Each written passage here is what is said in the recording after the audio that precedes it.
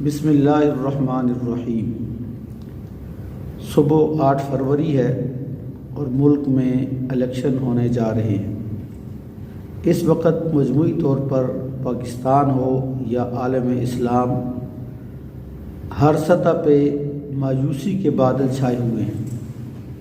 اور مسلمانوں کو اپنی ترقی کی طرف کوئی راستہ جاتا نظر نہیں آ رہا، اور بظاہر یہ محسوس ہوتا ہے کہ کل کے الیکشن کے بعد بھی ہمارے ایک طبقے کے اندر مایوسی کے اضافے کی آثار نمایاں نظر آ رہے ہیں۔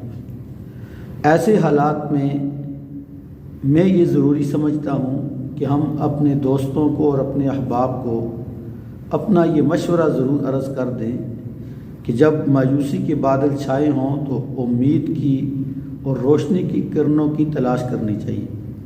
الحمدللہ ہمارے ماضی میں ایسی بہت ساری شخصیات موجود ہیں جن کی زندگی کا مطالعہ کیا جائے تو آپ کے اندر سے جو مایوسی کے آثار ہیں وہ از خود ختم ہو جائیں گے۔ ویسے تو اس حوالے سے بڑے بڑے نام موجود ہیں، لیکن ایک نام منفرد حیثیت رکھتا ہے اور وہ نام ہے مولانا عبید اللہ سندھی رحمۃ اللہ علیہ۔ مولانا عبید اللہ سندھی رحمۃ اللہ علیہ کے اقوال، ارشادات، ان کی زندگی ہر موڑ کے اندر مایوسیوں سے نکلنے کی ایک صورت ہے، ایک امید کی کرن ہے۔ اگر اسے قوم کے سامنے رکھا جائے، قوم کے نوجوان طبقہ بالخصوص اگر اس کا مطالعہ کر لیں۔ میں کل کے حوالے سے صرف ایک واقعہ ان کا عرض کرتا ہوں کہ مولانا عبید اللہ سندھی رحمۃ اللہ علیہ کراچی میں مولانا محمد صادق کھڈا مارکیٹ کراچی مدرسہ مظہر العلوم کے جو محتمم تھے اور حضرت شیخ الہند کے شاگردوں میں سے تھے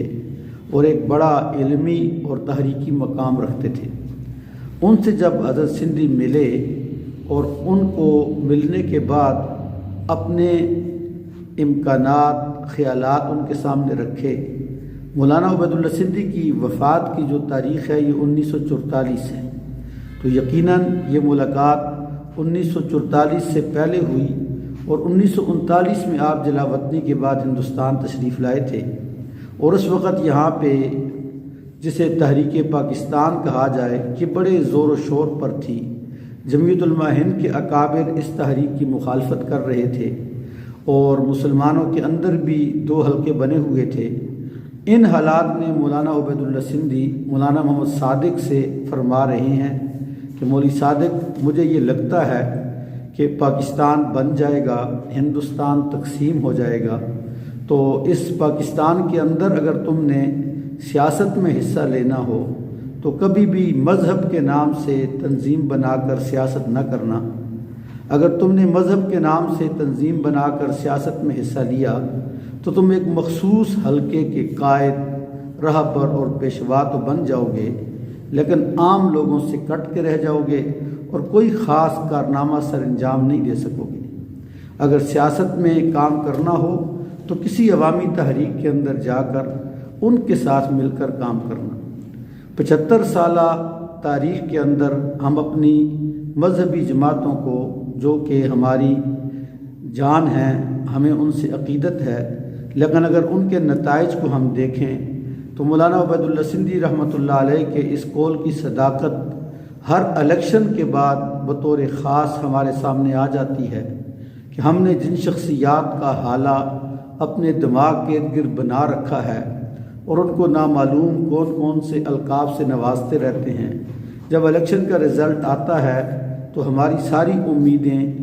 خاک ہو جاتی ہیں۔ ایسے میں مولانا عبید اللہ سندھی جیسی شخصیت کا مطالعہ جہاں ان لوگوں کے لیے ضروری ہے جو اپنے آپ کو مذہب کے ساتھ وابستہ سمجھتے ہیں یا دینی تعلیمی اداروں کے ساتھ وابستہ سمجھتے ہیں، وہاں امت مسلمہ کے عام نوجوانوں کے لیے بھی مولانا عبید اللہ سندھی کی زندگی کے حالات کا مطالعہ بہت ضروری ہے۔ صرف مولانا عبید اللہ سندھی ہی کیوں، اس حوالے سے ان کی کچھ انفرادی چیزیں ہیں۔ ایک تو مولانا عبید اللہ سندھی سکھ مذہب چھوڑ کر مسلمان ہوئے تھے، وہ کوئی موروثی مسلمان نہیں تھے۔ جب ایک آدمی دوسرے مذہب سے کسی مذہب کے اندر آتا ہے اسے اس مذہب کے مطالعے کی جو شوق ہوتی ہے وہ ایک موروثی مذہبی شخص سے جدا قسم کی ہوتی ہے۔ وہ بڑی حد تک غیر جانبدار ہو کر اس مذہب کے حقائق پہ غور کرتا ہے، بالخصوص اگر اس کے اندر اخذ کی طاقت اور صلاحیت بھی ہو اور سمجھ اور فہم بھی اس کا تیز ہو تو وہ بہت ساری چیزیں سیکھ لیتا ہے۔ مولانا عبید اللہ سندھی کو اللہ نے اسی طرح کی خداداد صلاحیتیں دی تھی کہ 16 سال کی عمر میں آپ نے مذہب اسلام کو قبول کیا تو آپ نے مذہب کو جن نگاہوں سے دیکھا، جس ماحول کے اندر سمجھا، وہ ایک عام موروثی مسلمان سے مختلف شخصیت تھے۔ ان کی نگاہوں سے اسلام کو دیکھنا اور سمجھنا آج کے دور میں بہت ضروری ہو چکا ہے۔ پھر مولانا عبید اللہ سندھی کی قسمت ایسی تھی کہ اللہ نے ان کی ملاقات سب سے پہلے برجنڈی شریف کے ایک عظیم المرتبت صوفی حافظ محمد صدیق رحمۃ اللہ علیہ سے کروا دی، جو اپنے وقت کے بہت بڑے ولی تھے، اور مولانا عبید اللہ سندھی نے انہی کی نسبت سے اپنے نام کے ساتھ سندھی لکھنا شروع کیا، جبکہ آپ کی پیدائش پنجاب کے علاقے ڈسکا کا ایک گاؤں ہے چیاں والی، وہاں کی تھی۔ آپ بنیادی طور پہ پنجابی تھے،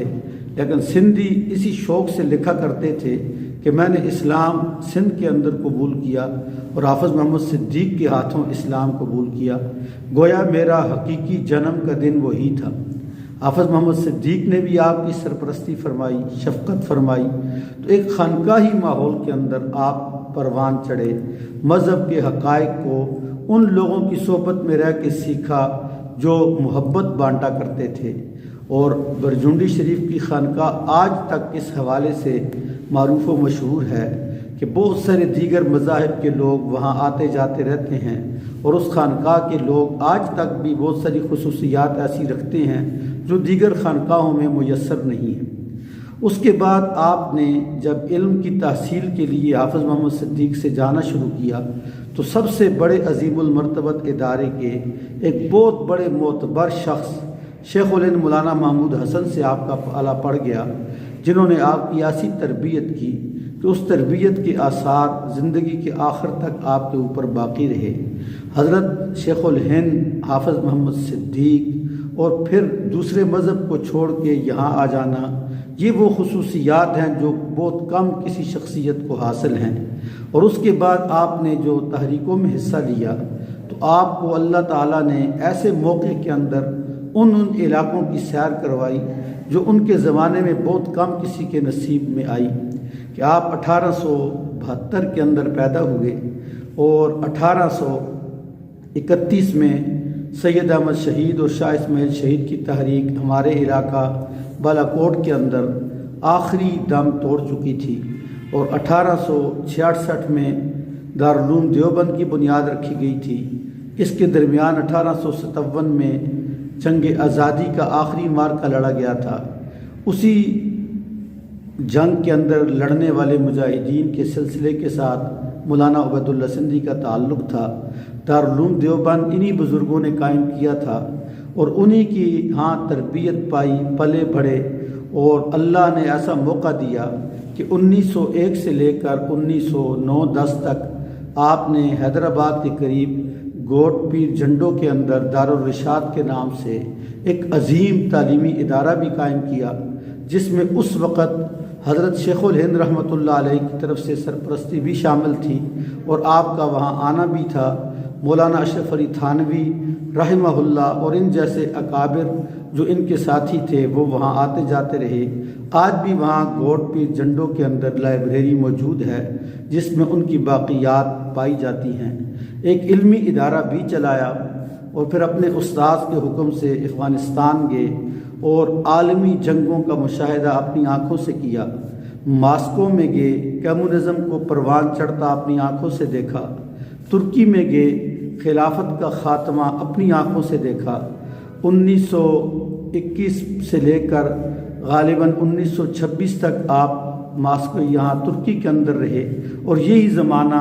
خلافت کا خاتمہ اور ترکی کی جدید ریاست کا قیام کا زمانہ تھا، جو آپ کی آنکھوں کے سامنے سب کچھ ہوا۔ اور اس کے بعد 12 سال حرم شریف کے اندر بیٹھ کر حالات کا بغور مطالعہ کیا، اور 1939 میں وطن واپس تشریف لائے،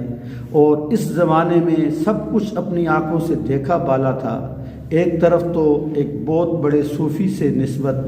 دوسری طرف ایک بہت بڑے شیخ الحدیث کی شاگردی، اور پھر حالات حاضرہ کا اس طرح کا مطالعہ، یہ وہ چیزیں ہیں جو حضرت سندھی کو اپنے زمانے کی دیگر اکابر اور ہم عصر ساتھیوں سے انفرادی مقام دیتی ہیں اور آپ کی شخصیت کو منفرد بناتی ہیں۔ اس حوالے سے انشاءاللہ ہماری کوشش ہوگی کہ ہم اس سال کے اندر، مارچ حضرت سندھی کی پیدائش کا مہینہ ہے، تو انشاءاللہ وقتاً فوقتاً اس پورے سال میں حضرت سندھی کے حوالے سے ان کے تعلیمی نظریات، ان کے سیاسی نظریات اور ان کے تحریکی نظریات، معاشی حوالے سے ان کی تعلیمات کو اپنے ناقص مطالعے کی روشنی میں آپ کے سامنے پیش کرنے کی کوشش کرتے رہیں گے۔ اللہ تعالی ہمیں اپنے ان اکابر کی زندگیوں سے سیکھنے کی، سمجھنے کی اور عمل کرنے کی توفیق نصیب فرمائے۔ جزاکم اللہ خیر۔